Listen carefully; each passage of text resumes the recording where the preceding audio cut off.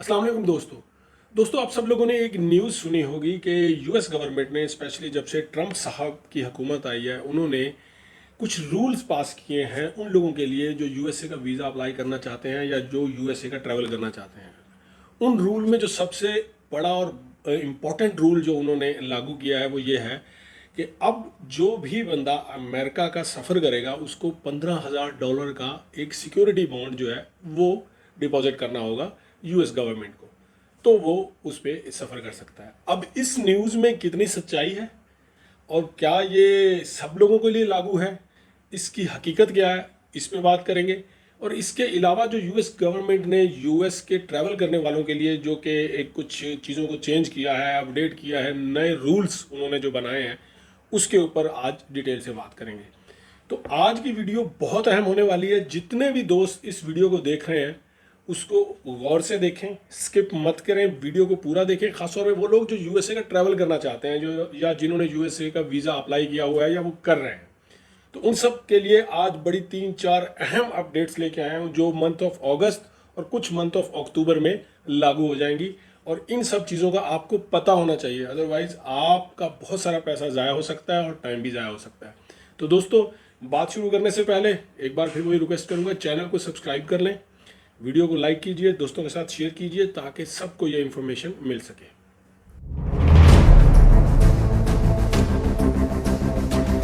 दोस्तों, हम बात करते हैं सबसे पहला पॉइंट कि $15,000 की जो शर्त अमेरिकन गवर्नमेंट ने रख दी है, तो क्या वो सबको पे करना होगा।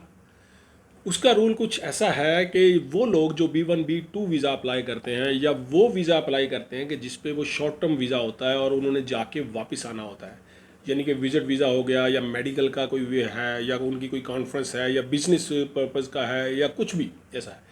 तो उन वीज़ों के ऊपर, इन सब कैटेगरीज के ऊपर $15,000 की एक सिक्योरिटी बॉन्ड की शर्त रख दी गई है। मगर ये $15,000 की शर्त ऐसी नहीं है कि वो हर आदमी के ऊपर या हर एप्लीकेंट के ऊपर या दुनिया से जो भी बंदा आ रहा है उसके ऊपर लागू होगी और वो हर बंदे को $15,000 पे करने पड़ेंगे। नहीं,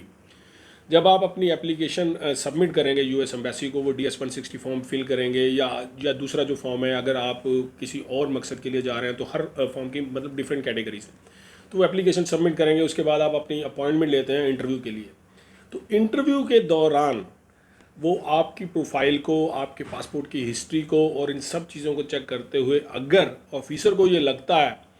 कि ये बंदा जिसको मैं वीज़ा दे रहा हूँ या ये बंदी जिसको मैं वीज़ा दे रहा हूँ ये वापस नहीं आएगा, यानी कि वो आपको वीज़ा तो देना चाहता है, वो समझता है कि आप एलिजिबल हैं, आपको वीज़ा देना चाहिए, मगर फिर भी उसको थोड़ा सा डाउट होता है। तो अगर उसको ये डाउट है तो वो आपकी प्रोफाइल पे आपके वीज़े के साथ ये कंडीशन लगा सकता है कि आपने £15,000 सबमिट करना है और फिर जब आप यूएसए से वापस आएंगे तब आप उसको क्लेम करेंगे वापसी के वक्त और फिर वो पैसे आपको वापस मिलेंगे। तो एक बात ये क्लियर कर लीजिए कि ये हर आदमी या हर ट्रैवलर के ऊपर ये लागू नहीं होगा। ये इंटरव्यू के दौरान ही ऑफिसर डिसाइड करेगा कि हाँ भाई, इसको $15,000 की जो है ना वो सबमिशन की जो रूल है इसके ऊपर इम्प्लीमेंट करना चाहिए, लागू करना चाहिए या नहीं। ये डिपेंड करेगा आपकी प्रोफाइल कितनी स्ट्रॉन्ग है, आपकी ट्रैवल हिस्ट्री कितनी स्ट्रॉन्ग है और आपने माजी में कहाँ कहाँ ट्रैवल किया है, इन सब बातों के ऊपर और आपके इंटरव्यू के ऊपर ये डिपेंड करेगा कि ऑफिसर इस बात को कैसे डिसाइड करता है। दोस्तों, एक पॉइंट और आपको क्लियर करता जाऊं कि आप जब अमेरिका का ट्रैवल करेंगे और आपने $15,000 फॉर एन एग्जांपल सबमिट कर दिए और आप ट्रैवल के बाद आपने वापस आना है, लेकिन वीज़े के दौरान यानी कि उस स्टे के दौरान आप वहाँ पे किसी इलीगल एक्टिविटी में मुलव्वस हो गए या आपने एम्प्लॉयमेंट ले ली, यानी कि आपने कोई जॉब शुरू कर दी क्योंकि आपके पास विजिट वीज़ा है, या आपने कुछ भी ऐसी एक्टिविटी की जो कि अमेरिकन रूल्स के खिलाफ है, इलीगल एक्टिविटीज़ में इन्वॉल्व हो गए, तो आपके ये $15,000 जो है ना वो शायद गवर्नमेंट आपको वापस भी ना दे और आपको डिपोर्ट कर दे और आपका वीज़ा भी हमेशा के लिए बैन कर दे। तो इन सब चीज़ों का ख्याल रखना है। ये फंड सिर्फ इसलिए इन्होंने रखा है कि वो अमेरिका की अपनी जो नेशनल सिक्योरिटी है उसको भी सिक्योर करेगा और जो भी विजिटर आएंगे जिसके ऊपर उनको डाउट होगा उनका वापस जाना जो है ना वो इंश्योर करने के लिए ये फंड रखा गया है। अब आते हैं हम दूसरे पॉइंट की तरफ। दूसरा पॉइंट ये है कि जैसे ही अक्टूबर स्टार्ट होगा, अक्टूबर के स्टार्ट होते ही एक इंटेग्रिटी फ़ी जो है वो भी लागू कर दी जाएगी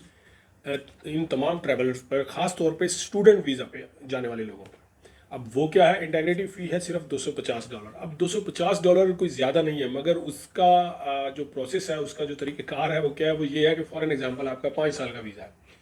तो आप उन 5 सालों के दौरान जितनी बार भी अमेरिका जा रहे हैं या आ रहे हैं, या आपका स्टूडेंट वीज़ा है 2 साल का है, तो आप 2 साल वहाँ रह रहे हैं, तो उन 2 सालों में या उन 5 सालों में या जो भी आपके वीज़े की ड्यूरेशन है, उसके दौरान किसी भी इलीगल एक्टिविटी में आपने इन्वॉल्व नहीं होना है, ओवर स्टे नहीं होना है। अगर आप ओवर स्टे होते हैं तो ये $250 जो है, $250 ये आपके ये भी जो है वापस नहीं मिलेंगे, और ये $250 आप तब क्लेम करेंगे जब आपके वीज़े की टर्म ख़त्म होगी। फॉर एग्जांपल आपका 5 साल का वीज़ा है, तो जैसे 5 साल आपको वेट करना पड़ेगा ये $250 लेने के लिए। जब तक आपका वीज़ा वैलिड है आप ये $250 क्लेम नहीं कर सकते। जब आपका वीज़ा एंड होगा तो एंड के बाद आप इसको अप्लाई कर सकते हैं।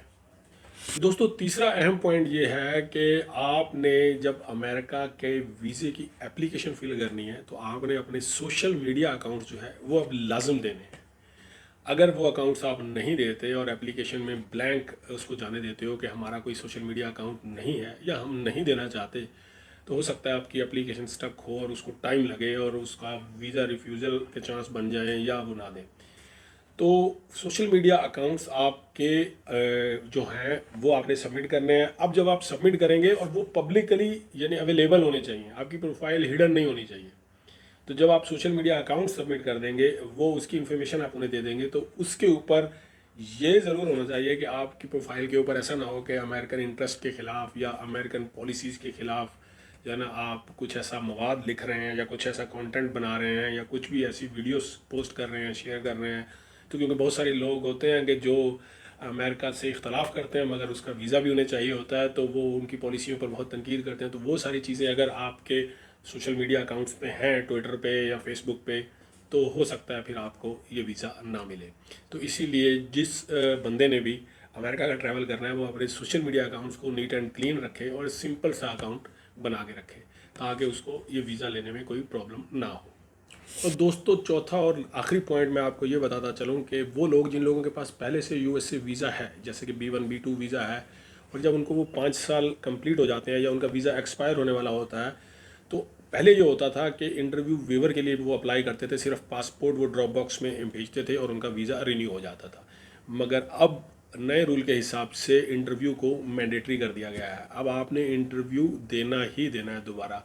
जब आप रिन्यूअल के लिए अप्लाई करेंगे, सेम बिल्कुल वैसे ही जैसे आपने पहली बार अप्लाई किया था, बिल्कुल वैसे ही वो रिन्यूअल के लिए आप अप्लाई करेंगे, और अप्लाई करने के बाद फिर आप उसी इंटरव्यू प्रोसेस से दोबारा गुजरेंगे,